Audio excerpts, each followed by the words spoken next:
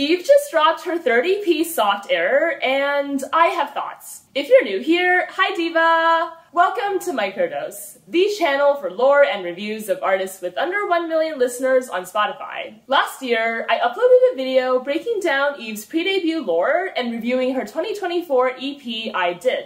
Thanks so much to everyone who streamed and shared. I Did was a major breakthrough for Yves, who served sonic textures that push the boundaries of what listeners can expect from an artist with roots in K-pop. Now, Yves is bigger than ever, and she secured collabs with high-profile artists like PinkPantheress and Bratty. So what kind of artistic evolution will we see on Soft Air? More importantly, will it slap as hard as Yves' previous projects? Let's dive in.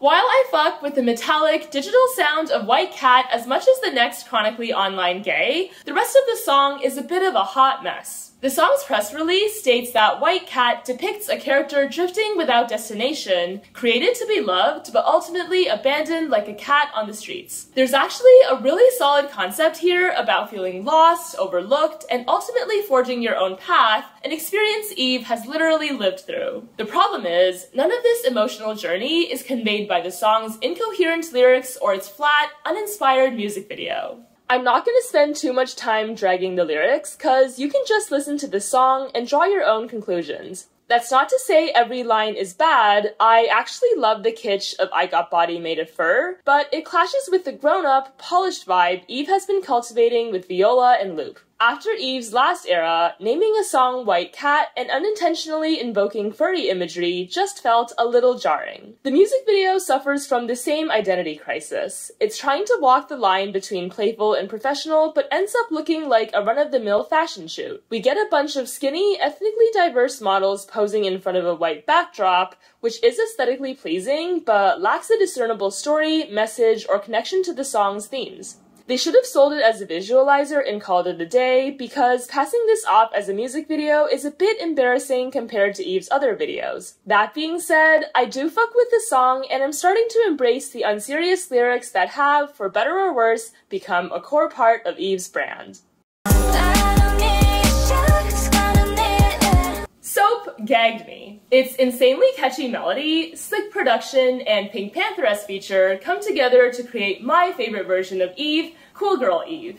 Soap's music video perfectly builds on the cool girl concept of the song. Yves is an untouchable diva with impeccable style, but she's also a scrappy upstart who dances in parking lots and on grimy streets. Soap's lyrics, while imperfect, are a lot more coherent than those of White Cat. Over a post-rebrand Rebecca Black sample, they paint a portrait of an artist who woke up in her freedom and floats above all the naysayers' noise. Yves embodies this concept with cool confidence, effortlessly portraying a woman stepping into her own power. The video is especially satisfying because it's chock full of visual contrasts. We get high-res, professional shots interspersed with low-res iPhone footage. We see Yves performing in dark outdoor locales and bright light boxes, sometimes with long straight hair and sometimes with a short curly bob. All of this works together to further the song's concept and make Cool Girl Yves feel like a complete, authentic persona.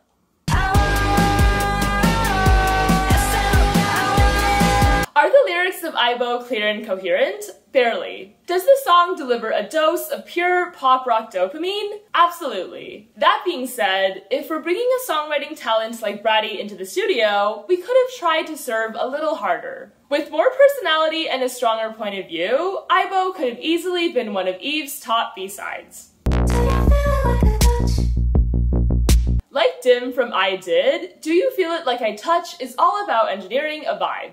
This time going for mysterious, understated, and sexy. Unfortunately, it doesn't land as well as Dim because it feels like too much of a vibe shift from the rest of the album, and the track itself is a bit one note. I'm all for minimal or experimental moments, but this one just doesn't clear the bar.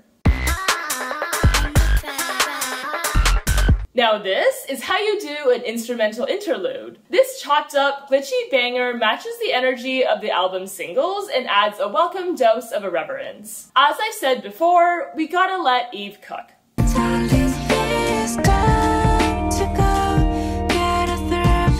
Mom is the most emotionally revealing song on the record, the one track that shows us who Yves is as a person beyond the performer. It opens with Yves sharing small, vivid memories of her past, spilling things on clothes and carpets, and watching her mom scrub away the stains. Yves also recalls everyday moments like hearing her mom share the weather forecast and reminding her to attend her appointments. These small yet arresting details let us see the world through Yves' eyes and give the song real emotional depth. I do wish they turned off the auto-tune here, but all things considered, I really resonate with the song's vision.